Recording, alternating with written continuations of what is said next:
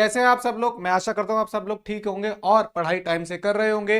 जैसा कि आपको दिख रहा है मौसम चेंज होता जा रहा है और लोगों को जुकाम तरीके की कई बीमारियां लगती जा रही हैं, तो अपने आप को बचा के रखिए और पढ़ाई करते रहिए, क्योंकि दिसंबर मंथ स्टार्ट हो चुका है और दिसंबर में आपके फेस्टिवल्स भी होंगे, आपके स्कूल में प्री बोर्ड भी होंगे, कई लोगों के स्कूल में पीरियोडिक टेस्ट होंगे, तो उसमें आपका काफ़ी टाइम ज़ाया हो जाएगा। इसलिए मैं आपको कह रहा हूँ टाइम को शुरू से ही इस्तेमाल कीजिए, एक भी मिनट वेस्ट मत कीजिए। मैं आपका एजुकेटर रिंकू शाक्य आपके सामने फिर आ गया हूँ एक इकोनॉमिक्स का नया टॉपिक लेके, जिसका नाम है मनी एंड बैंकिंग। आप सब मनी से फेमिलियर ही होंगे, सब क्या ऑल ओवर वर्ल्ड में जो भी लोग हैं सब मनी को पहले से ही जानते हैं, क्योंकि आप सबको पता है बिना मनी कुछ भी पॉसिबल नहीं है। Without money even a single person can not run for his और हर लाइफ। रन करने का मतलब है कि वो अपनी लाइफ को चला नहीं सकता, सरवाइव नहीं कर सकता अपनी लाइफ में विदाउट मनी। और बैंकिंग वर्ड क्यों ऐड हो रहा है? क्योंकि मनी को सबसे ज़्यादा सेफ रखने की जो जगह है, जो इंस्टीट्यूशन है, जो गवर्नमेंट ने इंस्टॉल किए हैं, वो क्या है? बैंकिंग। ऐसी ऑर्गेनाइजेशन जहाँ पे आपके मनी को बहुत सेफ तरीके से रखा जाता है और उस पर आपको रिटर्न भी, इंटरेस्ट भी दिए जाते हैं, वो कौन से इंस्टीट्यूशन होते हैं? बैंक होते हैं, जिनको गवर्नमेंट और प्राइवेट ऑर्गेनाइजेशन दोनों ही इंस्टॉल करती हैं। क्योंकि जैसे कि हमारे इंडिया के अंदर मिक्स इकोनॉमी चल रही है, तो सारे इंस्टीट्यूशन सिर्फ गवर्नमेंट के नहीं है, प्राइवेट सेक्टर के भी हैं। तो इसलिए हमारी कंट्री इंडिया के अंदर जो बैंकिंग इंस्टीट्यूशन है वो गवर्नमेंट इंस्टीट्यूशंस भी हैं और प्राइवेट इंस्टीट्यूशन भी हैं। तो आज हम पढ़ने वाले हैं हमारा चैप्टर मनी एंड बैंकिंग, जो बहुत ही इंपॉर्टेंट चैप्टर है एग्जाम के पॉइंट ऑफ व्यू से। और इसमें से क्वेश्चन कंपलसरी आता है और कुछ क्वेश्चंस तो ऐसे हैं जो हर साल ईयरली बेस्ड रिपीट होते रहते हैं। उन्हीं के अकॉर्डिंग मैंने आज का आपका चैप्टर डिजाइन किया है, जिसमें वही कॉन्सेप्ट को सिर्फ इंक्लूड किया कि जो कॉन्सेप्ट हमेशा रिपीट हो रहे हैं एग्जाम के अंदर। फालतू के कॉन्सेप्ट या छोटे मोटे जो कॉन्सेप्ट होते हैं उनको हमने इतना फोकस नहीं किया है, क्योंकि जो ज़्यादा इंपॉर्टेंट कॉन्सेप्ट है, ज़्यादा मार्क्स गेनिंग कॉन्सेप्ट हैं, उनको कवर करना ज़रूरी है, क्योंकि एग्जाम बहुत नज़दीक आ चुके हैं। आप लोगों ने अगर अभी तक पढ़ाई नहीं शुरू की है, अब भी पढ़ाई शुरू कर सकते हैं। कुछ चैप्टर ऐसे हैं जिनको अगर आप कर लें तो आप आसानी से 70+ स्कोर कर सकते हैं। तो जो मैं आपको वीडियो के अंदर जितने भी कॉन्सेप्ट पढ़ाता हूँ, इंपॉर्टेंट कॉन्सेप्ट मैं खुद ही ढूंढ के लाता हूँ, इसलिए वीडियो में से कोई भी कॉन्सेप्ट स्किप ना करें और वीडियो पर बने रहें। और अगर आप हमारी वीडियो पर पहली बार आ रहे हैं तो आप क्या कर सकते हैं, इस QR कोड को स्कैन करके हमारी वीडियो पे डायरेक्ट पहुंच सकते हैं। और अगर कोई ऐसा पर्सन है जो एजुकेशन एक्सपेंस बियर नहीं कर सकता, उसको कोचिंग की ज़रूरत है, तो आप उसको ये QR कोड का स्क्रीनशॉट लेके शेयर कर दीजिए, ताकि वह हमारे चैनल पर डायरेक्ट पहुंच सके। और जैसा कि मैं हमेशा कहता हूं, अगर आपके एक शेयर से किसी की ज़िंदगी बदल सकती है, किसी को जीने का मौका मिल सकता है थ्रू शिक्षा, तो आपका इसमें कुछ जाएगा नहीं। हो सकता है कि आपके ज़रिए किसी का जीवन बदल जाए और आपको उसका पुण्य भी मिले, है ना। तो चलिए आप इस QR कोड का स्क्रीनशॉट ले लीजिए और इसको ज़्यादा से ज़्यादा शेयर कर दीजिए। और अगर आप हमारी वीडियो पर पहली बार आए हैं तो हमारे चैनल को सब्सक्राइब कर लीजिए और बेल आइकन को प्रेस कर दीजिए, ताकि हमारी लेटेस्ट वीडियोस आपके पास जल्द से जल्द पहुंच जाएं। चलिए नेक्स्ट देखते हैं। हमें स्टार्ट करना है आज हमारा chapter money and banking. Colour select करते हैं, हम लेंगे red colour.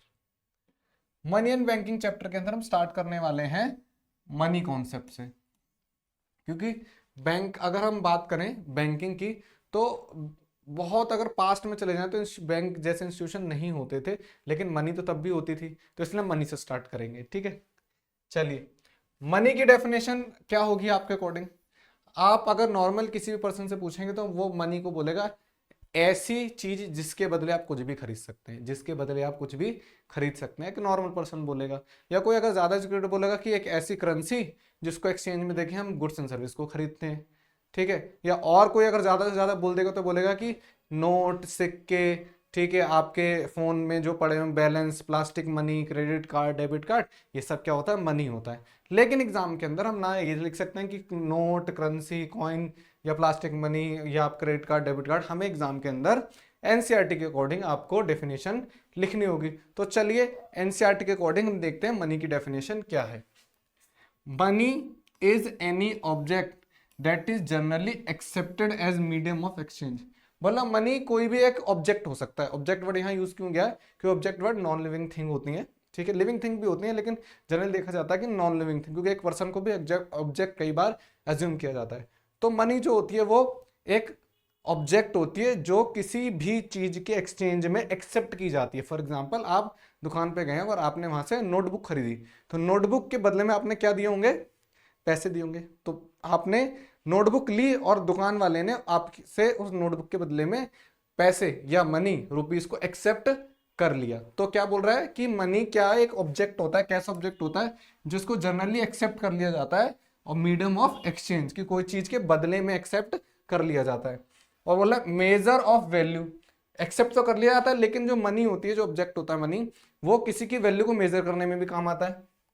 Store of value, इसको स्टोर भी करके रखा जा सकता है। और and standard of deferred payment, और जो डिफर्ड पेमेंट होती है उसको भी इसके थ्रू किया जा सकता है। इन सब चीजों को हम आने वाली नेक्स्ट स्लाइड्स में एकदम क्लियरली एक्सप्लेन करके पढ़ेंगे, ठीक है। नेक्स्ट देखो, अगर हम देखें एक और definition, according to the official definition. Official definition क्यों बोल रहा है? क्योंकि जो मनी होता है उसकी उसको कंट्रोल करना, सप्लाई करना या डिमांड को कंट्रोल करना, उसका काम होता है किसका? आरआरबी का काम, आरबीआई का काम होता है। आरबीआई का मतलब है रिजर्व बैंक ऑफ इंडिया। ये हमारे इंडिया का क्या है? सेंट्रल बैंक है। क्या है? Central bank. Central bank of India क्या है? वो है आपका आरबीआई। ऐसे आपके एग्जाम में जो है सिलेबस में है वो पूछेगा सेंट्रल बैंक ऑफ इंग्लैंड क्या है। तो इंग्लैंड का सेंट्रल बैंक क्या है आपको पता है? इंग्लैंड का सेंट्रल बैंक है सेंट्रल बैंक ऑफ इंग्लैंड। और आपके सिलेबस के अंदर एक और है कि सेंट्रल बैंक ऑफ यूएसए क्या है। तो यूएसए का जो सेंट्रल बैंक है वो है फेडरल रिजर्व सिस्टम। याद रखना कि यूएसए के सेंट्रल बैंक में फेडरल रिजर्व सिस्टम यूज होगा, लास्ट में बैंक यूज नहीं होगा। जैसे कि इंग्लैंड के सेंट्रल बैंक के अंदर central bank of England use होता है और इंडिया के अंदर RBI reserve bank of India use होता है, ठीक है। अब देखिए आरबीआई क्या कहती है मनी की डेफिनेशन को। Money can be defined as the set of liquid financial asset. Liquid financial asset क्यों बोल रहा है? क्योंकि इसको कन्वर्ट किया जा सकता है, ट्रांसफर किया जा सकता है, इसलिए इसके लिए इसको क्या वर्ड यूज कर रहा है? Liquid financial asset. फाइनेंशियल यानी कि जो फाइनेंस से रिलेटेड है। Which could impact on aggregate economic activity. और ये एग्रीगेट यानी कि सबको अगर मिला दें तो ये सारी इकोनॉमी के ऊपर इम्पैक्ट दे सकती है। क्योंकि किसी भी अगर गुड्स की वैल्यू बढ़ जाएगी तो हो सकता है ना उस गुड्स की वजह से मार्केट के अंदर प्राइस में इन्फ्लेशन आ जाए। तो इसका मतलब हो क्या रहा है कि ये एग्रीगेट पूरी इकोनॉमी के ऊपर इम्पैक्ट छोड़ रही है। तो मनी एक ऐसा ऑब्जेक्ट है, ये ऐसा सेट है किसका? Set of liquid finance asset जिससे कि इम्पैक्ट आता है किससे? हमारी पूरी की पूरी एग्रीगेट इकोनॉमी के ऊपर, ठीक है। नेक्स्ट देखो, लिमिटेशंस ऑफ बार्टर सिस्टम। देखो आप बोल रहे हो सर आपने बार्टर सिस्टम तो पढ़ाया नहीं, सीधे लिमिटेशन पढ़ा रहे हो। मैंने बताया ना आपको वीडियो स्टार्टिंग से पहले, मैं आपको सिर्फ वही इंपॉर्टेंट कॉन्सेप्ट पढ़ाऊंगा जो ज्यादातर एग्जाम में पूछे जाते हैं। लेकिन फिर भी बार्टर सिस्टम में आपको बता दूं कि जैसे कि आज के समय में हम कोई भी चीज खरीदने जाते हैं तो उस चीज के बदले में पैसे देते हैं। लेकिन पहले एशियन टाइम में क्या होता था कि जब मनी या करेंसी जैसी नाम की कोई चीज नहीं होती थी, तब हम अगर कोई चीज खरीदने जाते थे तो उसके बदले में कोई चीज ही देते, यानी कि गुड्स के बदले में गुड्स देते थे। फॉर एग्जाम्पल अगर किसी को गेहूं चाहिए और दूसरे बंदे को चावल चाहिए, तो अगर दोनों अपने गेहूं और चावल को एक्सचेंज करने के लिए रेडी होते थे तो वो दूसरे को गेहूं देता था और अगला बंदा उसको चावल देता था। तो ये जब प्रॉब्लम क्रिएट होती थी कि डबल कोइंसिडेंट नहीं मिलता था, जैसे कि कोई अगर गेहूं देने आया है तो ये नेसेसरी है ना कि वो बदले में चावल लेना चाहता हो, और जो चावल देने आया है उसके लिए भी नेसेसरी है कि वो बदले में गेहूं लेना चाहता हो। तो ये डबल कॉन्सिडेंट की प्रॉब्लम भी क्रिएट होती थी। तो जब ये सारी प्रॉब्लम क्रिएट होती थी डबल कॉन्सिडेंट की, स्टोर वैल्यू की, मेजर वैल्यू की, कि जब गुड्स के बदले गुड्स देते थे तो वैल्यू को मेजर नहीं किया जा सकता था, ना ही गुड्स को ज्यादा टाइम तक स्टोर करके रखा जा सकता क्योंकि गुड्स खराब हो सकते हैं। तो ये सारी प्रॉब्लम को देखते हुए बार्टर सिस्टम को हटाने के लिए हम कौन सा सिस्टम लाए? कौन सा? Exchange system, medium of exchange, जिसके अंदर हमने करेंसी को लॉन्च किया। फिर हम क्या करते थे, किसी भी चीज के बदले में करेंसी को देते थे, फिर वो अगला बंदा जिसको कोई चीज चाहिए वो दूसरे बंदे को जाके वो चीज लेके उसके बदले में करेंसी देता था। तो करेंसी एक क्या होगी, बीच में मीडियम बन गई किसका? एक्सचेंज का, जिससे डबल कॉन्स्टेंट की प्रॉब्लम खत्म हो गई। तो बार्टर सिस्टम वही है, गुड्स के बदले में गुड्स को एक्सचेंज किया जाता था, ठीक है। अब यहाँ पे बोल रहा है लिमिटेशंस क्या है बार्टर सिस्टम की। देखो बार्टर सिस्टम की लिमिटेशंस क्या होंगी? जो प्रॉब्लम आ रही होंगी वही उसकी लिमिटेशंस होंगी। Money has travelled a long journey before reaching its current state. बोला कि आज के टाइम में जो हम मनी यूज कर रहे हैं, करेंसी जो यूज कर रहे हैं, मीडियम एक्सचेंज, इसको यहां तक पहुंचने में बहुत टाइम लगा, ऐसा पहले नहीं था। In the initial phases the barter system was prevalent which was also known as commodity money. बोला इससे पहले करेंसी सिस्टम या मीडियम एक्सचेंज सिस्टम से पहले हमारे इंडिया में बार्टर सिस्टम था, जिसको क्या बोला जाता था, कमोडिटी मनी भी बोला जाता था। Under this system the people use to exchange goods with each other to satisfy their wants. इस बार्टर सिस्टम के अंदर लोग गुड्स के बदले में गुड्स को एक्सचेंज करते थे और अपने वांट्स को सेटिस्फाई करते थे। However barter system also suffered from various, और बार्टर सिस्टम के जब चलता था उस टाइम भी वेरियस प्रॉब्लम्स क्रिएट होती थी, जैसे कि मैंने आपको बताया डबल कॉन्स्टिट्यूएंट की प्रॉब्लम होती थी, स्टोर वैल्यू की प्रॉब्लम होती थी और मेजर वैल्यू की प्रॉब्लम भी होती थी। ठीक है, नेक्स्ट देखो, अब ये बता रखा है कि क्या क्या लिमिटेशन थी, ये पॉइंट वाइज बता रखा है limitations which were as follows. पहली लिमिटेशन थी लैक ऑफ डबल कॉन्सिडेंट, जो मैंने आपको पहले बताया, lack of double coincident wants. क्योंकि जैसे मैंने एग्जांपल लिया ना कि एक बंदा गेहूं बेचना चाहता है और दूसरा बंदा चावल बेचना चाहता है। अब यहाँ पे शर्त यह है कि जो गेहूं बेचना चाहता है उसको चावल चाहिए हो और जो चावल बेचना चाहता है उसको गेहूं चाहिए हो। अगर ऐसा नहीं हो रहा है तो ये आपस में अपने गुड्स को एक्सचेंज नहीं करेंगे। तो यहाँ प्रॉब्लम क्या आ रही है कि कॉन्सिडेंट नहीं मिल रहे हैं। अगर कॉन्सिडेंट मिल जाते हैं प्रॉब्लम खत्म, लेकिन ऐसा जरूरी नहीं है ना कि कॉन्सिडेंट मिले। क्या पता जो गेहूं बेचना चाहता है उसे गेहूं ना आलू की जरूरत हो, और जो चावल बेचना चाहता है उसे गेहूं की ना किसी और चीज की जरूरत हो। मतलब जो चीज वो देना चाहता है उसके बदले में उसको कोई और चीज चाहिए हो, इससे कॉन्सिडेंट क्या होंगे, क्रॉस नहीं हो रहे। तो ऐसा होता था कि कई बार लोगों को कॉन्सिडेंट में प्रॉब्लम क्रिएट होती, कई बार क्या, हर बार का ही समझो ना, जरूरी थोड़ा ना कि आपकी जो इच्छा है बेचने की, सामने वाले की इच्छा हो उसे खरीदने की, नहीं होता ऐसा। ठीक है, तो ये पहली प्रॉब्लम थी आपकी कि लैक ऑफ डबल कॉन्सिडेंट की प्रॉब्लम क्रिएट होती थी। अब देखो इसको डेफिनेशन में अगर आपको एग्जाम में लिखना तो आप इस वाली डेफिनेशन को यूज कर सकते हैं कि लैक ऑफ डबल कॉन्सिडेंट को कैसे डिफाइन करें। Under barter it was essential that the wants for two different person for each others commodity should arise at the same time. बोला कि अगर दोनों में जो भी इच्छा जाग रही है चीजों की लेने की, तो ऐसा हो जरूर होना चाहिए कि दोनों के अंदर जो कमोडिटी एक्सचेंज कर रहे हैं वो भी सेम ही होनी चाहिए। If such double coincidence does not take place exchange can not be materialize. और बोला अगर ये ऐसे कोइंसिडेंट नहीं मिल रहा तो वो एक्सचेंज को मेटेरियलाइज नहीं कर सकते। ठीक है, नेक्स्ट आपका जो बोल रहा है लिमिटेशन क्या है, lack of common measure of value. Common measure value नहीं थी कोई। फॉर एग्जांपल कोई बंदा अपनी बकरी सेल करना चाहता है, ठीक है, और सामने वाला बंदा अपने गेहूं के 2 बोरे सेल करना चाहता है। ठीक है, अब इस बंदे के पास एक बकरी है और दूसरे बंदे के पास 2 बोरे गेहूं है। लेकिन अब यहाँ दिक्कत क्या आ रही है, इस बंदे को बकरी की वैल्यू नहीं पता, उस बंदे को 2 बोरे गेहूं की वैल्यू नहीं पता। अब किसको नुकसान होगा अगर ये एक्सचेंज करेंगे, कोई भी नहीं बता सकता। क्यों नहीं बता सकता, क्योंकि उस टाइम कोई मेजरमेंट ही नहीं था नापने का कि बकरी की वैल्यू कितनी है और 2 बोरे गेहूं की वैल्यू कितनी है ना। तो अगर ये आपस में मिल जाते हैं और एक्सचेंज कर लेते हैं तो आज के टाइम पे तो हम मेजर कर सकते हैं ना कि भाई बकरी की वैल्यू बहुत ज्यादा है 2 बोरे गेहूं की वैल्यू से, है ना। लेकिन उस टाइम कोई ऐसा मीडियम नहीं था मेजर करने का कि हम चेक कर पाए कि 2 बोरे गेहूं और बकरी की वैल्यू कितनी है। तो मेजर वैल्यू की प्रॉब्लम भी क्रिएट होती थी, कई बार कईयों को लॉस भी होता था। तो ये बोला है under the barter system there wasn't any common unit to measure the value of different goods. Different goods की वैल्यूज को मेजर करने के लिए कोई भी कॉमन वैल्यू या मेजरमेंट गिवन नहीं था। चलिए देखिए, उसके बाद थर्ड प्रॉब्लम थी, थर्ड देखिए, problem is storing the value. अब थर्ड जो प्रॉब्लम बता रहा है बार्टर सिस्टम में ये थी कि वैल्यू को स्टोर करने में दिक्कत आती थी। कैसे आती थी, को 2 तरीके से होता है। एक तो चीजों को स्टोर करेंगे ज्यादा टाइम तक तो वो खराब हो सकती हैं, ठीक है, और पैसे को स्टोर करके रखा जा सकता है। और सबसे बड़ी बात, पैसे को स्टोर करने के लिए ज्यादा जगह की जरूरत भी नहीं पड़ती, लेकिन चीजों को स्टोर करने की ज्यादा जगह की जरूरत पड़ेगी। तो इसलिए भी क्या होता था कि मनी जब आया तो चीजें आसान हो गई, लेकिन जब मनी नहीं था, बार्टर सिस्टम था, गुड्स के बदले में गुड्स देते थे, कमोडिटी के बदले में कमोडिटी देते थे, तब उनको स्टोर करके रखने के लिए स्पेस ज्यादा चाहिए होता था, जो कि पॉसिबल नहीं हो पाता। तो इस प्रॉब्लम को किसने सॉल्व किया था, जब मनी यानी करेंसी लॉन्च हुई थी। तो देखिए इसकी definition, although the value can be stored in the form of goods also, but it also had a lot of problem like warehousing, deterioration और स्पॉइलेज एक्सेट्रा। बोला कि जब मनी लॉन्च तो हो गया एक्सचेंज के मीडियम के लिए, लेकिन क्या हुआ कि एक और प्रॉब्लम होती थी, मनी नहीं था जब, कि वेयर हाउसिंग, क्योंकि चीज़ों को ज़्यादा तक टाइम तक हम क्या नहीं कर सकते, स्टोर नहीं कर सकते, जिस वजह से वो खराब हो जाती थी, स्पॉइल हो जाती थी।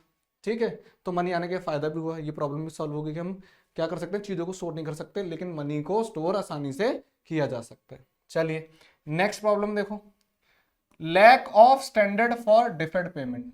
डिफर्ड पेमेंट करने के लिए भी परेशानियां होती थी। ठीक है, देखो कैसे, deferred payment are those which have to be made at regular time intervals in future like salaries, rent etcetera under barter there was no standard for fixation of such as deferred payment. ऐसा होता है ना, month के and में हम salary पे करते हैं, रेंट एक्सेट्रा, तो जब पैसे नहीं होते थे तो हमें चीजें ही देनी पड़ती थी ना, तो किसी को हम एक साथ बहुत सारा सामान दे दे रहे हैं, तो वो भी इसको स्टोर करके नहीं रख सकता, ना ही इसको वो सेव करके रख सकता, उसके पास ना तो जगह है और ना ही ये चीज इतने टाइम तक चलेगी। तो डेफर्ड पेमेंट जो फ्यूचर में पेमेंट करने वाले हैं उनके लिए भी प्रॉब्लम आती थी कि एक साथ इतनी सारी कमोडिटी हम दे नहीं सकते किसी को, क्योंकि अगला बंदा उसको स्टोर कैसे करेगा। तो ये प्रॉब्लम कैसे सॉल्व हुई, जब मनी को हमने, करेंसी को लॉन्च कर दिया। अब देखो, on account of all their limitation, ये सारे लिमिटेशंस के बाद metallic money and then proper money were introduce. देखो पहले मेटेलिक मनी इंट्रोड्यूस हुई थी, जो कि राजा महाराजा के टाइम पे चलते थे, कॉइन्स, चांदी, सोने के सिक्के चलते थे। उसके बाद ये प्रॉपर मनी इंट्रोड्यूस हुई थी, जो हमारे टाइम में चल रही है, जिसको हम यूज कर रहे हैं ना, नोट को और कॉइन्स को, सिल्वर कॉइन्स को, स्टील कॉइन्स को। तो ये क्या है, ये है प्रॉपर मनी, ये हमारे टाइम में लॉन्च हुई है। और मेटालिक मनी कब लॉन्च हुई थी, राजा महाराजाओं के टाइम पे। ठीक है, चलिए नेक्स्ट देखो, मैं इसके बारे में आपको इसलिए ब्रीफ नहीं बता रहा हूँ क्योंकि आपके इकोनॉमिक्स में हिस्ट्री नहीं आने वाली है, हिस्ट्री आपको पढ़नी नहीं है, आपको बस पता होना चाहिए मेटालिक मनी क्या होता है और प्रॉपर मनी। नेक्स्ट देखो, money performs various functions which can be classified as primary function and secondary function. बोला मनी ने कई तरीके के फंक्शंस को परफॉर्म किया है, जिनको हम दो तरीके से डिवाइड कर सकते हैं, प्राइमरी फंक्शन के अंदर और सेकेंडरी फंक्शन के अंदर। ठीक है, प्राइमरी फंक्शन यानी कि जो उसके नेसेसरी फंक्शन होंगे, और सेकेंडरी फंक्शन जो उसके सपोर्टिव फंक्शन होंगे। अब प्राइमरी फंक्शन के अंदर इनको कैटेगराइज किया गया है, पहले कैटेगराइज किया गया मीडियम ऑफ एक्सचेंज। जो मनी है, मनी का सबसे पहला काम ही क्या है, मीडियम ऑफ एक्सचेंज। मनी को लॉन्च ही इसलिए किया गया था कि जो डबल कोइंसिडेंट की प्रॉब्लम थी उसको सॉल्व किया जा सके। डबल कोइंसिडेंट के हमें गुड्स के बदले गुड्स चाहिए होता था, उसको सॉल्व करने के लिए हमने मनी को लाया ताकि मीडियम ऑफ एक्सचेंज बन सके वो, है ना। तो मनी का जो पहला प्राइमरी जो फंक्शन है, जो इंपॉर्टेंट फंक्शन है, वो क्या है, money is generally accepted and hence acts as a medium of exchange. बोल रहा है मनी जनरली कैसे एक्ट करती है, मीडियम ऑफ एक्सचेंज की तरह एक्ट करती है, और इसको एक्सेप्ट भी किया जाता है to carry out the transaction in the market. किसके लिए किया जाता है, मार्केट में ट्रांजेक्शन के लिए। Money has resolve the problem of double coincidence of bonds. Money ने जब मीडियम ऑफ एक्सचेंज की तरह वर्क किया तो उन्हें कौन सी प्रॉब्लम को सॉल्व किया, डबल कोइंसिडेंट की प्रॉब्लम को, क्योंकि डबल कोइंसिडेंट की वजह से हम चीज़ों का एक्सचेंज नहीं कर पाते थे।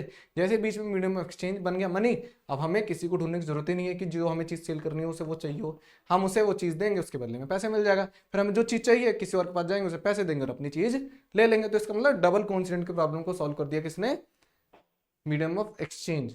ठीक है, because of its acceptability by all, money has done this by dividing the exchange transaction into two parts, sale and purchase। बोल रहा है कि पहले क्या होता था, जो एक्सचेंज था उसका क्या करना पड़ता था हमें, गुड्स के बदले में गुड्स।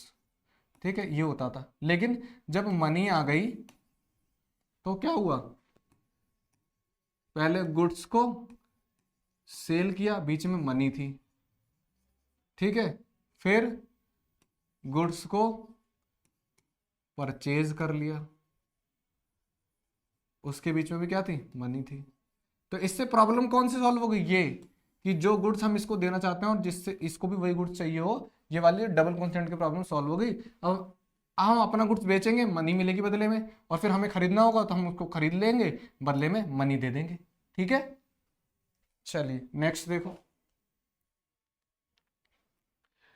नेक्स्ट जो वर्क था, प्राइमरी फंक्शन था किसका, मनी का, वो था कॉमन मेजर ऑफ वैल्यू। जो मैंने आपको एग्जांपल लिया था ना अभी आपके सामने कि कोई अपनी बकरी सेल करना चाहता है और कोई अपने गेहूं, तो मेजरमेंट नहीं हो पा रहा कि बकरी की वैल्यू कितनी है और गेहूं, 2 बोरे गेहूं की वैल्यू कितनी है। तो इसी को सॉल्व करने के लिए कॉमन यूनिट बना दी गई थी मनी की, जिससे मेजर किया जा सके कि बकरी की वैल्यू कितनी है और 2 बोरे गेहूं की वैल्यू कितनी है।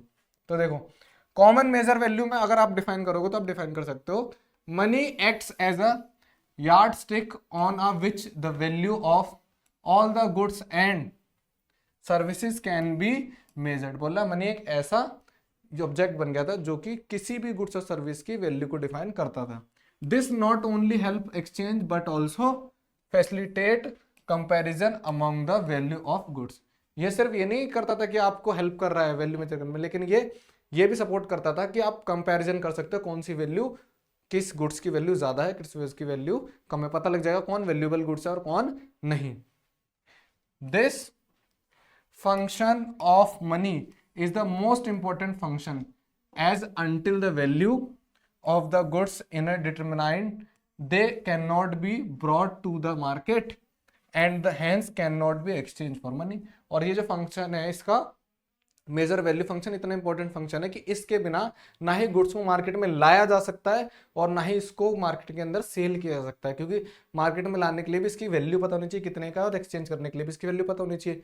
तो without this function common measure value, इसके बिना मार्केट के अंदर एक्सचेंज करना भी मुश्किल हो जाता था, परचेज करना और सेल करना भी में भी प्रॉब्लम आती थी। चलिए नेक्स्ट देखो, नेक्स्ट आ रहा है आपका सेकेंडरी फंक्शन। ठीक है, सेकेंडरी फंक्शन के अंदर हम वो फंक्शन लाएंगे जिनके जो सपोर्ट करते थे बाकी अदर चीजों में, जैसे कि स्टोर ऑफ वैल्यू। ठीक है, किसको स्टोर किया जा सकता है ना, मनी को आराम से, चीजों को स्टोर नहीं किया जा सकता था। पैसे को तो आप 50 साल भी रखोगे सड़ेगा नहीं, लेकिन चीजों को आप 2-4 महीने या कुछ चीजें ज्यादा टाइम तक टिकती हैं, 2-4 साल टिक जाएंगी, उसके बाद तो नहीं टिकेंगी, लेकिन पैसे खराब नहीं होते। तो इसने एक फंक्शन और कौन सा सॉल्व कर दिया, काम प्रॉब्लम क्या सॉल्व कर दी कि आप स्टोर कर सकते हो, पहले स्टोर करने में दिक्कत आती थी। तो the value can be stored in the form of goods but money is the most easy and convenient way of storing. बोला कि चीजों को स्टोर करके रखा तो जा सकता है, लेकिन सबसे आसान तरीके से स्टोर करके रखा जा सकता है सिर्फ मनी को। This is because of the reason that there is no problem of warehousing, deterioration, spoilage और इंस्टेबिलिटी ऑफ वैल्यू। क्योंकि चीजें तो ज्यादा टाइम बाद स्पॉइल भी हो सकती हैं, वेस्ट हो सकती हैं, इंस्टेबिलिटी रहती है बनी उनमें, लेकिन मनी में ऐसा नहीं है, ना तो स्पॉइल होगी ना वेस्ट होगी, ना ही कोई इंस्टेबिलिटी नाम की चीज है, उसको काफी टाइम तक स्टोर किया जा सकता है और वेयर हाउसिंग की प्रॉब्लम भी नहीं होगी, क्योंकि एक छोटे से बॉक्स में करोड़ों रुपए रखे जा सकते हैं, लेकिन एक बड़े से कमरे में भी करोड़ों की वैल्यू की चीजें नहीं रखी जा सकती, क्योंकि चीजें बहुत ज्यादा स्पेस घेरती हैं। ठीक है, नेक्स्ट देखो, स्टैंडर्ड फॉर डेफर्ड पेमेंट। ये नेक्स्ट फंक्शन है आपका सेकंड फंक्शन का, standard for deferred payment. Deferred payment बताया ना, फ्यूचर में जो पेमेंट करनी है। अब जब बार्टर सिस्टम था तो अगर कोई बंदा हमारे काम कर रहा है, मंथ के एंड में हम उसको चीजें देंगे, बदले में हो सकता है गेहूं दें, चावल दें, तो उसको एक ही टाइम पे बहुत सारा गेहूं अगर देंगे तो बोलेगा मैं इसको कहाँ रखूं। ठीक है, और ये रखे रखे खराब भी हो जाएगा, तो प्रॉब्लम क्रिएट होती थी। लेकिन जब मनी आया तो मंथ के एंड में अगर हम किसी को सैलरी दें, 50 लाख भी दे दिए ना, तो वो उसको स्टोर करके रख सकता है, क्योंकि उसके पास इतनी जगह है। तो जो पेमेंट थी डेफर्ड पेमेंट, अब उसको भी आसानी से एक्सेप्ट किया जाने लगा, लेकिन बार्टर सिस्टम के टाइम पे एक्सेप्ट नहीं किया जाता था, प्रॉब्लम क्रिएट होती थी। देखो, all the deferred payments like salaries, rent etcetera can be determined in the term of money. जब मनी आ गई तो इन सबको, जैसे कि सैलरी हो गई, रेंट हो गया, इन सबको डिटरमाइन किया जा सकता था। कब? मनी आने के बाद, विदाउट एनी कंफ्लिक्ट। कोई कंफ्लिक्ट नहीं होता था, कोई मना भी नहीं करता था कि उसको एडवांस पेमेंट ही दे दो, तब तो एंड में भी नहीं लेने को राजी थे, क्योंकि चीजें दे रहे थे, मनी नहीं दे रहे थे। This means that money act as a standard for measuring all such payment. और मनी किसकी तरह काम करने लगी? Standard measure all such payment which are to be made regularly, जो कि अब आप रेगुलरली भी कर सकते हो, in future at fix time interval, और फ्यूचर में या एक फिक्स टाइम पे। पहले डेली करने पड़ते थे, किसने काम किया शाम को उसको गेहूं दो या चावल दो जो भी है। लेकिन अब क्या है, अगर किसी ने पूरे साल काम किया या पूरे महीने काम करा है तो उसको एक ही बार में पेमेंट दे सकते हैं, फिक्स पेमेंट। वो एक्सेप्ट भी करेगा क्योंकि मनी दे रहे हो ना, खराब थोड़ी होगी। लेकिन किसी को एक ही फिक्स टाइम पे बहुत सारे गेहूं दे दोगे तो लेगा नहीं, एक तो रखने के लिए जगह नहीं होगी और वो खराब भी हो सकते हैं, इसलिए वो एक्सेप्ट नहीं करेगा। नेक्स्ट देखो, अब हमने पढ़ना है सप्लाई ऑफ मनी। मनी की सप्लाई कैसे हो रही है मार्केट के अंदर। The money supply is the total value of money. बोला मनी सप्लाई क्या होती है, total value of money available in an economy, की एक टाइम पे हमारी मार्केट के अंदर कितना पैसा है उसी को हम बोलते हैं मनी सप्लाई। यहाँ पे देख सकते हो ना, एक पॉइंट ऑफ टाइम पर जितना भी हमारी मार्केट के अंदर पैसा है, the money supply is the total value of money available in an economy at a point of time. हमारी इकोनॉमी के अंदर एक समय पर जितना भी पैसा मार्केट में अवेलेबल है उसे हम बोलते हैं मनी सप्लाई। ठीक है, the money supply is also known as the money stock. Money supply को मनी स्टॉक भी बोला जाता है।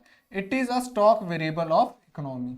बोला मनी सप्लाई जितना भी मार्केट में टाइम पे पैसा उसको हम स्टॉक, क्योंकि जो स्टॉक कॉन्सेप्ट है उसका मतलब होता है एक पर्टिकुलर टाइम के अंदर कोई चीज का अवेलेबल होना। तो मनी भी एक पर्टिकुलर टाइम के अंदर मार्केट में अवेलेबल होती है तो उसको हम स्टॉक ऑफ मनी भी बोलते हैं। ठीक है, नेक्स्ट देखो supply of money. There are several ways to measure money supply but standard measures unusually include currency in circulation and demand deposit that can be used almost as easily as a currency। बोल रहा है कि money supply को major करना बहुत तरीके हैं, लेकिन अगर मनी सप्लाई को आपको मेजर करना है, उसको अगर स्टैंडर्ड मेजर अगर हमें करना है तो यूजुअली हम क्या क्या इंक्लूड करते हैं, एक तो करेंसी को इंक्लूड करते हैं जो हमारे मार्केट में सर्कुलेट हो रही है, और दूसरा डिमांड डिपॉजिट जो आपने अपने अकाउंट में सेव करके रखे हैं, जो आपने बैंक अकाउंट में जमा करा रखे हैं, उन पैसों को, और जब मार्केट के अंदर आपका पैसा घूम रहा है उन पैसों को इंक्लूड किया जाता है किसके अंदर, मनी सप्लाई के अंदर। नेक्स्ट देखो, ये दे रखा फॉर्मूला आपका मनी सप्लाई का।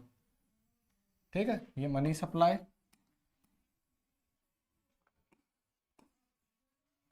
सप्लाई, ये CS का मतलब है करेंसी, और यह है डिमांड डिपॉजिट। ठीक है, तो अगर मनी सप्लाई हमें मेजर करना है तो हमें सर्कुलेशन में जो करेंसी है वो और डिमांड डिपॉजिट को ऐड करना होगा, हमें पता लग जाएगा मनी सप्लाई कितना है। अब देखो, जो करेंसी होती है क्या होता है, where C denote the currency in circulation और करेंसी होल्ड बाय पब्लिक, और DD shows known as a demand deposit, the both are controlled and regulated by RBI। इन दोनों को कौन कंट्रोल करता है, रिजर्व बैंक ऑफ इंडिया। ठीक है, ये क्या है, रिजर्व बैंक ऑफ इंडिया, हमारा सेंट्रल बैंक है, reserve bank of India.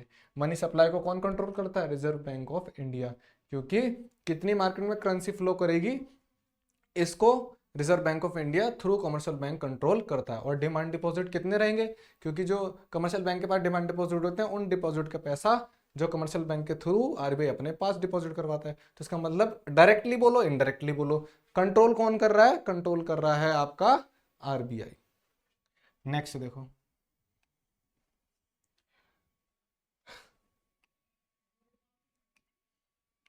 Currency in circulation. Circulation में जो करेंसी वो क्या होती है भाई, जो मार्केट में जो पैसा घूम रहा है उसको क्या बोलते हैं, currency in circulation. Currency in circulation include the coins and notes, जो आपके मार्केट के अंदर कॉइन्स और नोट्स घूम रहे हैं ना, जिसको क्या गवर्नमेंट ने क्या कर रखा है, छाप रखा है। ठीक है, नोट और कॉइन कौन छापते हैं, ये काम किसका है, एक नोट इशू करने का काम किसका है, RBI का, रिजर्व बैंक ऑफ इंडिया का। And bills that circulate in an economy and held by the public.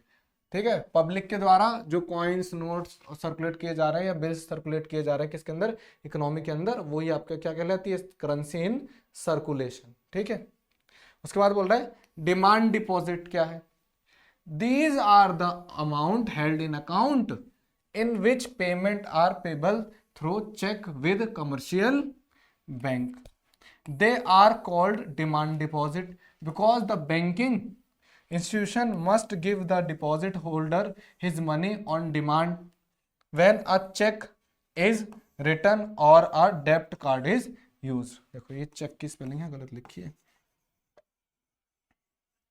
ठीक है। टाइप राइटर बहुत गलती करने लगा है, कोई नहीं, इंसान है, माफ करते हैं, फांसी पे नहीं चढ़ाएंगे क्योंकि इंसान ही है ना, गलती तो इंसान से होती है। तो देखो डिमांड डिपॉजिट क्या बोल रहे हैं, डिमांड डिपॉजिट आप लोगों का जो पैसा अकाउंट में बैंक के अंदर डिपॉजिट है वो है, क्योंकि उसको आप क्रेडिट कार्ड, डेबिट कार्ड या चेक के थ्रू कभी भी पे कर देते हैं, यानी कि पेमेंट के लिए आप उसको यूज करते हैं, क्योंकि आपने जो पैसा डिपॉजिट किया है उसको आपकी डिमांड पर बैंक को देना पड़ेगा, इसलिए इनको डिमांड डिपॉजिट भी बोलते हैं, सिर्फ डिपॉजिट नहीं बोलते, डिमांड डिपॉजिट बोलते हैं, क्योंकि आप जब डिमांड करोगे तभी बैंक को इन्हें आपको पे करना पड़ेगा। चलो नेक्स्ट देखो, demand deposits are closely related to currency because these are chequeable deposit, hence demand deposit are also known as chequeable deposit. बोला जो आपका डिमांड डिपॉजिट होता है वो एकदम करेंसी की तरह ही होता है, क्योंकि ये आपके हाथ में नहीं है, जेब में नहीं है, मार्केट में नहीं घूम रहा, बैंक में पड़ा है पैसा, लेकिन ये आप जब चाहो तभी यूज करते हो, पेमेंट करने के लिए यूज करते हो, इसलिए एकदम ये क्लोज होता है किसके, ये क्लोज होता है एकदम किसके, करेंसी के, करेंसी ऑफ सर्कुलेशन, ठीक है। और इसको क्या बोला जाता है, इसको ये भी बोला जाता है चेकेबल डिपॉजिट, क्योंकि आप चेक के थ्रू इसको एज अ पेमेंट यूज करते हो। उसके बाद बोल रहे हैं मनी क्रिएशन, मनी क्रिएशन कैसे होता है, जिसको हम क्रेडिट क्रिएशन बोलते हैं, एग्जाम के अंदर मनी क्रिएशन भी नाम आ सकता है और क्रेडिट क्रिएशन भी नाम आ सकता है। By the commercial banking system, commercial banking system money कैसे क्रिएट करते हैं, तो एक और इन एवरेज में आपको देता हूँ नॉर्मल सा, आप क्या करते हैं, आपका पैसा जो डिपॉजिट है वो क्या करते हैं, बैंक के पास जमा करते हैं, ठीक है। बैंक क्या करता है, उसका कुछ परसेंटेज अपने पास होल्ड करता है और आप ही के पैसे को दूसरे बंदे को लोन पे दे देता है, फिर वो उस लोन से इंटरेस्ट कमाता है, ठीक है। आपका पैसा कोई और यूज कर रहा है, क्योंकि बैंक का ये मानना है कि एक ही टाइम पे सारे डिपॉजिटर उनका पैसा लेने नहीं आएंगे, तो इसलिए उनके पैसे को यूज कर रहे हैं। ऐसे ही मान लो कि अगर 10 बैंक अकाउंट होल्डर ने अपना 10 लाख रुपए जमा कर दिया, तो क्या करेंगे, उन 10 अकाउंट होल्डर का 10% सेव कर लेंगे, 1-1 लाख रुपए भी सेव कर लेते हैं, तो होगा क्या कि कोई भी ऐसा कंडीशन बैंक का मानना है कि नहीं आएगी कि एक साथ 10 के 10 अकाउंट होल्डर पैसा मांगने आ जाए, इसलिए वो क्या करते हैं कि कुछ अमाउंट सेव करते हैं और बाकी अमाउंट जिन लोगों को लोन की जरूरत है उनको दे देते हैं, यानी कि आप ही का पैसा वो यूज करते हैं और उस पर इंटरेस्ट कमाते हैं। तो बैंक की जो इनकम है वो क्या होती है, इंटरेस्ट ही होती है आप ही के पैसे के ऊपर। वरना आप ही सोचिए कि आप अपना पैसा बैंक में रख रहे हैं, एक तो आपको सर्विस दे रहे हैं और बदले में आपको आप ही के पैसे पे इंटरेस्ट भी दे रहे हैं, सेविंग इंटरेस्ट, ऐसा पॉसिबल है नहीं, वो आपके पैसे से और पैसा बना रहे हैं, जिसमें से आपको कुछ दिन के पकड़ा देते हैं सेविंग इंटरेस्ट के नाम पे, बाकी वो तो उससे बहुत पैसा बना रहे हैं।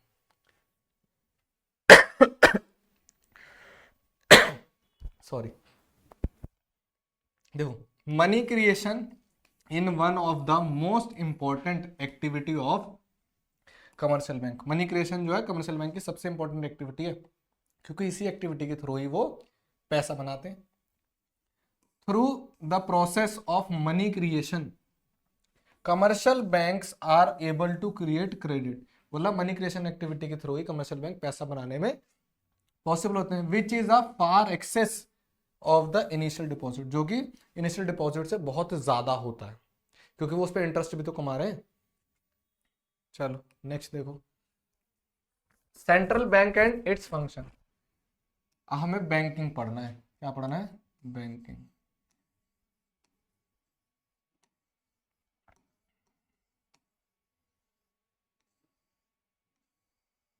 बैंकिंग में जो सबसे इंपॉर्टेंट है वो आपका सेंट्रल बैंक है और उसके फंक्शन है, ठीक है। सेंट्रल बैंक क्या है, example of the reserve bank of India, हमारा जो सेंट्रल बैंक है वो क्या है, RBI, reserve bank of India. और मैंने आपको बताया आपकी सिलेबस के अंदर और भी 2 सेंट्रल बैंक हैं, उनका नाम याद रखना, एक तो इंग्लैंड का सेंट्रल बैंक है जिसका नाम क्या है, सेंट्रल बैंक ऑफ इंग्लैंड, और एक यूएस का, उसको क्या बोलते हैं, बताओ, मैंने आपको वीडियो को स्टार्टिंग में ही बताया था, अगर आपने वीडियो देखी स्टार्टिंग में ध्यान से तो आप कमेंट में बता पाओगे कि यूएस के सेंट्रल बैंक का नाम क्या है। यूएस के सेंट्रल बैंक का नाम है फेडरल, आगे फेडरल तो बता दिया, बताओ, नहीं पता, किसी को नहीं पता, फेडरल बैंक ऑफ रिजर्व, उनके रिजर्व यूज होता है क्या, नहीं sorry, federal reserve system use होता है, क्या यूज होता है, फेडरल रिजर्व सिस्टम। उनके में बैंक यूज नहीं होता है, ना ही सेंट्रल यूज होता है। यूएसए में यूज होता है फेडरल रिजर्व सिस्टम। यूएसए के सेंट्रल बैंक को बोला जाता है फेडरल रिजर्व सिस्टम। देखो इंडिया का जो सेंट्रल बैंक है वो क्या है, उसका काम है नोट इशू करना, कॉइन्स इशू, करेंसी इशू करना। उसका काम है कमर्शियल बैंक को एडवाइस देना। पहले आरबीआई का काम था कमर्शियल बैंक को कंट्रोल करना, लेकिन अब वो एडवाइजरी की तरह रह गया, क्योंकि अब जो हमारे कमर्शियल बैंक हैं उनको काफ़ी छूट दे दी गई है। ठीक है, और आरबीआई का काम क्या है, मनी सप्लाई को कंट्रोल करना। ठीक है, देखो a central bank is an apex financial institution. कैसा इंस्टीट्यूशन है, apex, that is responsible for overseeing the monetary system. Overseeing यानी कि नजर रखना है। आरबीआई का काम है नजर रखना किस पे, मॉनेटरी सिस्टम पर। एंड पॉलिसी ऑफ नेशन, और नेशन के अंदर मनी सप्लाई को लेकर या मनी को लेकर जितनी पॉलिसी बन रही है उस पर कौन नजर रखेगा, RBI, reserve bank of India. मैंने बताया ना कि इसका काम अब क्या है, एडवाइजरी की तरह, पहले था कंट्रोल करता था। The reserve bank of India यानी कि RBI is India central bank. It was establish on first April 1935। याद रखना, एमसीक्यू में आ सकता है कि रिजर्व बैंक ऑफ इंडिया कब एस्टेब्लिश हुआ था। एस्टेब्लिश हुआ था 1 अप्रैल 1935 को। The RBI was nationalised on January 1 1949। और इसको नेशनलाइज कब किया था, जनवरी 1 में 1949 में। कितने साल बाद कर दिया था नेशनलाइज, 5 और 9 कितने हो गए आपका, 14 साल बाद नेशनलाइज कर दिया गया था। ठीक है, नेक्स्ट देखो। अब फंक्शन क्या है भाई हमारे, किसके function, function of reserve bank. Reserve bank के फंक्शन क्या है, पहला है इसका फंक्शन मैंने आपको बता दिया, bank of issues of note. ये कैसा बैंक है, नोट को इशू करता है। ये जितनी भी करेंसी हमारे इकोनॉमी के अंदर इशू की जाती हैं वो सारी किसके थ्रू इशू की जाती हैं, बैंक। कौन से बैंक, रिजर्व बैंक के थ्रू। उसके गवर्नर के साइन के बिना कोई भी नोट एक्सेप्टेबल नहीं है। अगर कोई नोट हूबहू सेम छपा हुआ है, सेम मटेरियल है, लेकिन उस पर गवर्नर के साइन नहीं है, किसके गवर्नर के, आरबीआई के गवर्नर के, तो वो नोट एक्सेप्टेबल नहीं है। ठीक है, देखो the reserve bank has a monopoly for printing the currency note in the country. बोल रहा है नोट प्रिंट करने की जो राइट है वो मोनोपोली राइट है आरबीआई के पास, और कोई प्रिंट ही नहीं कर सकता इसको। It has the sole right to issue currency note of a various denomination except 1 rupee note. बोल रहा है 1 रुपए के नोट को छोड़कर ये जितने भी नोट है हमारे कंट्री के अंदर सारे यही छापता है। Which is issued by the ministry of finance. 1 रुपए के नोट कौन छापता है, मिनिस्ट्री ऑफ फाइनेंस छापती है, याद रखना। The reserve bank of India has adopted the minimum reserve system for issuing printing the currency notes since 1957। कब से छाप रहा है, 1957। it maintains gold and foreign exchange reserve of rupees 200 crore. बोला कितना गोल्ड एंड रुपीस को ये कंट्रोल कर रहा है फॉरेन एक्सचेंज का, 200 crore, of which at least rupees 115 crore should be in gold. 115 crore तो किसकी फॉर्म में, gold, and remaining in the foreign currencies foreign exchange reserve and foreign security. यानी 200 करोड़ जो हमारा फॉरेन रिजर्व है उसमें से 115 करोड़ तो गोल्ड की फॉर्म में, बाकी सारा जो बचा हुआ वो किसकी फॉर्म में, फॉरेन करेंसीज की फॉर्म में। क्योंकि हमारी जितनी भी इंटरनेशनल ट्रांजैक्शन होती है उनको भी कौन कंट्रोल करता है या कौन देखता है, वो देखता है आपका RBI, reserve bank of India. ठीक है, नेक्स्ट देखो, गवर्नमेंट बैंक और बैंकर्स टू द गवर्नमेंट। बोला इसका काम क्या है, ये गवर्नमेंट का बैंक भी है, या आप इसको बोल सकते हैं बैंकर्स टू द गवर्नमेंट। यानी कि जब गवर्नमेंट को, सेंट्रल गवर्नमेंट को कभी पैसे की जरूरत पड़ती है तो सेंट्रल बैंक भी किसी कमर्शियल बैंक के पास नहीं जाता है, क्योंकि कमर्शियल बैंक के पास हर बार ज्यादा पैसा होता ही नहीं है।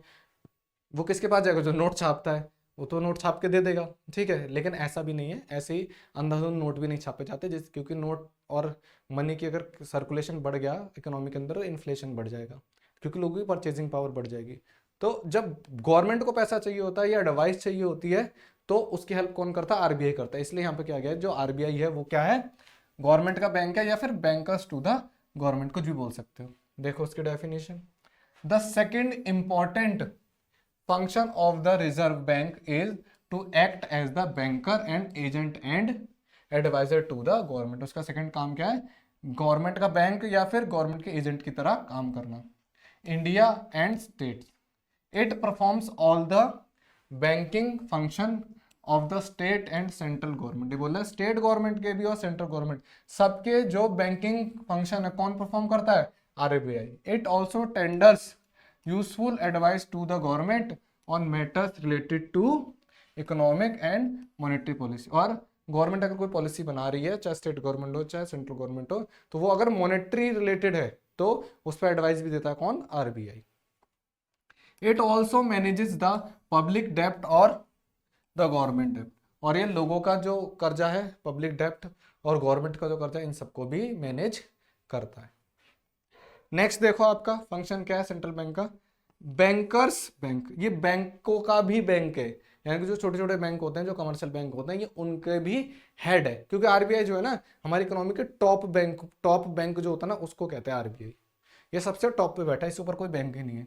तो बैंकों को भी बैंक है, क्योंकि बैंक अगर छोटे बैंक को लोन चाहिए होता है ये देता है। छोटे बैंकों को अपना पैसा सिक्योरिटी के फॉर्म में रखना होता है कहीं, तो ये आरबीआई के पास ही रखते हैं। तो यानी कि जो आपके बैंक है कमर्शियल बैंक, उनका भी ये कौन है? बैंक है।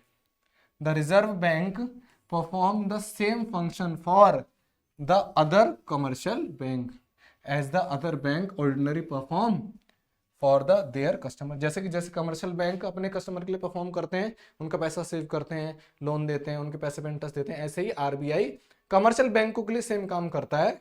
यहाँ पे कमर्शियल बैंक आरबीआई का कस्टमर है, ठीक है। तो कमर्शियल बैंक का जो पैसा वो आरबीआई डिपॉजिट करता है, उस पर उनको इंटरेस्ट देता है, या फिर कमर्शियल बैंक को जब लोन चाहिए होता है तो आरबीआई उनको लोन देता है। RBI lends money to all commercial banks to the country. और आरबीआई ही कंट्री के अंदर जितने भी कमर्शियल बैंक है उनको पैसा उधार देता है, ठीक है, और कोई बैंक नहीं दे सकता। नेक्स्ट देखो, उसके बाद बोल रहा है क्रेडिट कंट्रोल इंस्ट्रूमेंट, कि क्रेडिट कैसे कंट्रोल किया जाए। क्रेडिट कंट्रोल का मतलब है जो मनी सप्लाई जो बढ़ रही है मार्केट के अंदर, ठीक है, इकोनॉमी के अंदर, उसको कैसे कंट्रोल किया जाए, ठीक है। तो पहला तो है bank rate policy. Bank rate policy लाई जाए। ये पॉलिसीज भी सब पता है कौन कंट्रोल करता है? आरबीआई कंट्रोल करता है इन पॉलिसीज को। तो या तो पहले आपको बैंक रेट पॉलिसी ले आओ इकोनॉमी के अंदर। अगर आप बैंक रेट पॉलिसी ले आते हो तो उससे क्या होगा, जो आपका बैंक रेट है वो कंट्रोल हो जाएगा, ठीक है, जिससे कि मनी क्रिएशन रुक जाएगा। आप डेफिनेशन के थ्रू समझो। डेफिनेशन में क्या बोला कि bank rate is the rate of interest at which the central bank lend the money to the commercial bank for long period. The central bank change the bank rate to regulate the supply of credit in the economy. यानी कि जिस rate पे आपका RBI पैसा दे रहा है commercial bank को, ठीक है, अगर आरबीआई कमर्शियल बैंक को पैसा देगा तो इनके पास क्या होगा? डिपॉजिट ज्यादा होगा ना। अभी डिपॉजिट को क्या करेंगे? लैंड करेंगे। यानी कि जिस रेट पे इनको पैसा उधार मिल रहा है, ठीक है, अगर वो रेट क्या हो? कम हो, ठीक है। आरबीआई जिस रेट पे कमर्शियल बैंक को पैसा उधार दे रही है, अगर वो रेट कम हो तो जो कमर्शियल बैंक है ज्यादा से ज्यादा पैसा उधार लेंगे आरबीआई से, और आगे ज्यादा से ज्यादा पैसा उधार देंगे जिससे कि वो इंटरेस्ट कमा सकें। तो फिर ऐसे में क्या कर सकती है आरबीआई, कि जो उनका बैंक रेट है उसको क्या कर देगी? बढ़ा देगी, ताकि कमर्शियल बैंक उनसे पैसा ले ही नहीं पाए, ले भी पाएंगे लिमिट में ले पाएंगे। जब वो लिमिट में पैसा लेंगे आरबीआई से आगे से, तो और आगे लोन में भी लिमिट में ही देंगे, है ना। जिससे क्या होगा? मनी सप्लाई कंट्रोल हो जाएगी। नेक्स्ट देखो,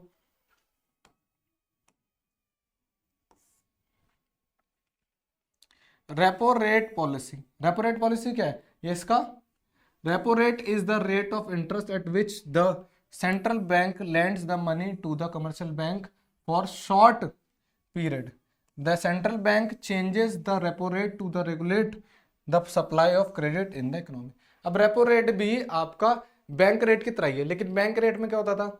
लॉन्ग पीरियड टाइम के लिए बहुत लंबे समय तक के लिए लोन देते थे, लेकिन जो आपका शॉर्ट पीरियड के लिए होता है ना, बहुत कम टाइम के लिए जो लोन दिया जाता है, ठीक है, वो होता है आपका क्या? किस रेट पे होता है? वो होता है आपका रेपो रेट पे, ठीक है। तो इसको भी मैनेज किया जा सकता है कि अगर इसका इंटरेस्ट रेट भी बढ़ा दी जाए तो कमर्शियल बैंक लोन नहीं ले पाएंगे, किससे? आरबीआई से, रिजर्व बैंक से, ठीक है। या फिर अगर मनी क्रिएशन हमें बढ़ाना है मार्केट के अंदर तो क्या करेगा? रेपो रेट को घटा देगा, ताकि ये पैसा जो कमर्शियल बैंक है आरबीआई से ले पाए, है ना। चलो नेक्स्ट देखो, रिजर्व रेपो रेट। अब देखो रेपो रेट क्या था? जिसपे आरबीआई कमर्शियल बैंक को पैसा दे रही थी शॉर्ट पीरियड के लिए। अब बोला रिवर्स, तो इधर आ जाओ, ये इधर दे रहे थे, ये इनको देंगे। तो ऐसे इसका मतलब शॉर्ट पीरियड के लिए जब कमर्शियल बैंक से आरबीआई लोन लेगी तो उसको क्या बोलेंगे, रिवर्स रेपो रेट बोलेंगे। ये देखो, reserve repo rate is the rate at which the commercial bank park their excess fund with the central bank, यानी कि जिस रेट पर कमर्शियल बैंक अपना पैसा आरबीआई के पास रखते हैं, क्योंकि अगर आरबीआई के पास अगर कमर्शियल बैंक अपना पैसा रख रहे हैं तो उसके बदले में उन्हें भी इंटरेस्ट मिलेगा, तो जो इंटरेस्ट मिल रहा है उन्हें बोलते हैं रिवर्स रेपो रेट। नेक्स्ट देखो, open market operation. Open market operation क्या होता है, इनके अंदर ना बॉन्ड्स, सिक्योरिटीज, ये सब सेल परचेज की जाती है किसके अंदर, ओपन मार्केट ऑपरेशन। और इनको भी कौन मैनेज करता है, इनको मैनेज करता है आपका आरबीआई। देखो, buying and selling of government securities by the central bank to the commercial bank, it's known as open market operation. जो गवर्नमेंट की सिक्योरिटीज होती हैं, बॉन्ड होते हैं, शेयर होते हैं, तो इनको जो सेंट्रल बैंक है वही खरीदता है और बेचता है। अब देखो, जब हमें इकोनॉमी के अंदर पैसे की जरूरत है, पैसे को बढ़ाना है, तो पैसे को बढ़ाने के लिए पैसे को डालना पड़ेगा, तो क्या होगा, मार्केट से कमर्शियल बैंक है सिक्योरिटीज को खरीद लेगा ताकि पैसा मार्केट में आ जाए। और पैसा कम करना है तो क्या करेगा, इनको क्या करेगा, सेल करेगा ताकि पैसा सेंट्रल बैंक के पास आ जाए, है ना। तो ऐसे खेलता रहता है आरबीआई ओपन मार्केट ऑपरेशन के थ्रू, ताकि पैसे को कंट्रोल किया जा सके मार्केट में। नेक्स्ट देखो, cash reserve ratio. Cash reserve ratio क्या है, एक तरीके का परसेंटेज है जो आपको डिपॉजिट करके रखना पड़ता है। किसके पास डिपॉजिट करते हो, it is a minimum percentage of total deposit of commercial bank which it has to keep at the central bank. ये एक ऐसा मिनिमम परसेंटेज होता है किसका, डिपॉजिट का, जो कमर्शियल बैंक उनको डिपॉजिट करना होता है किसके पास, आरबीआई के पास, है ना। तो अगर इस परसेंटेज को बढ़ा दिया जाए तो इसका मतलब कमर्शियल बैंक को अपना ज्यादा पैसा किसके पास रखना होगा, आरबीआई के पास। और ज्यादा पैसा रखेंगे तो वो पैसा उधार नहीं दे पाएंगे, ठीक है, तो मनी कंट्रोल हो जाएगा। या मनी अगर बढ़ाना होगा तो आरबीआई इसके रेशियो को कम कर देगा। अब कम पैसा अगर वो डिपॉजिट करेंगे आरबीआई के पास तो कमर्शियल बैंक के पास पैसा ज्यादा होगा, जिससे कि वो उस पैसे को उधार दे पाएंगे और मनी क्रिएशन कर पाएंगे, है ना।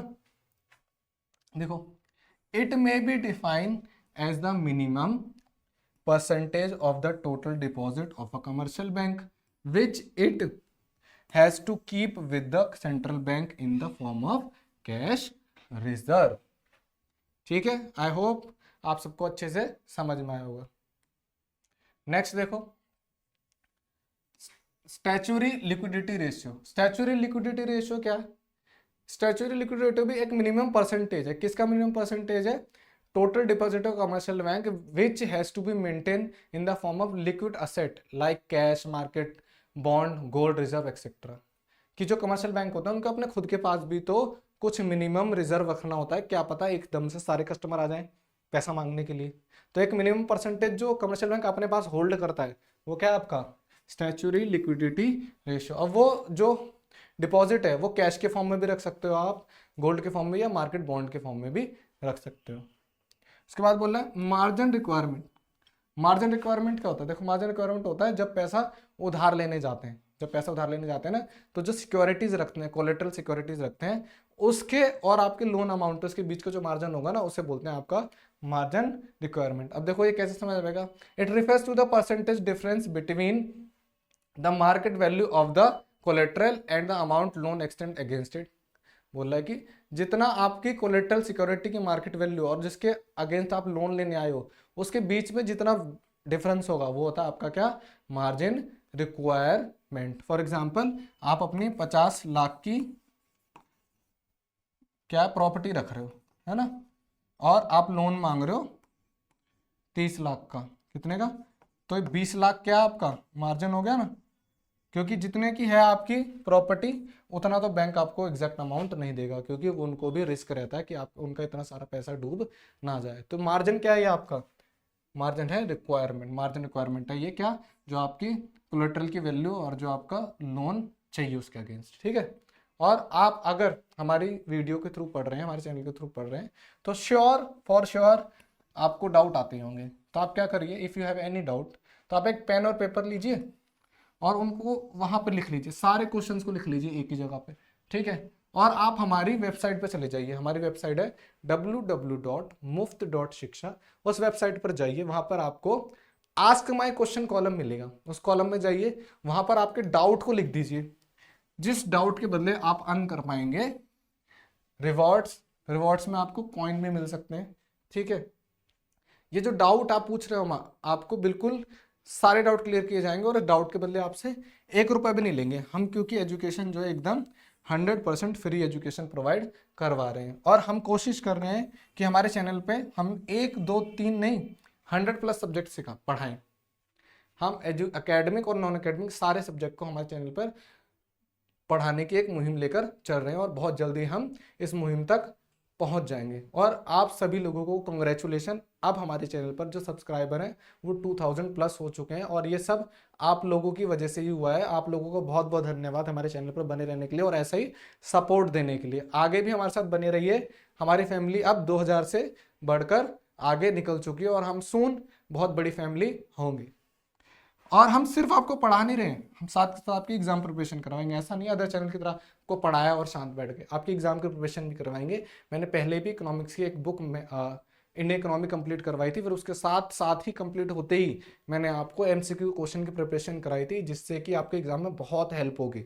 आप उन वीडियोस को भी पक्का देखिए, पहले एक्सप्लेनेशन वीडियोस देखिए, फिर उसी चैप्टर के एमसीक्यू क्वेश्चंस की वीडियो देखिए। चैप्टर इतना अच्छे से क्लियर होगा, मैं गारंटी ले रहा हूँ कि आपके एमसीक्यू क्वेश्चन तो आप छोड़ ही नहीं सकते। अगर आप एक्सप्लेनेशन वीडियो और एमसीक्यू वीडियो एक ही टाइम पे देख लेते, आपका पूरा चैप्टर क्लियर हो जाएगा।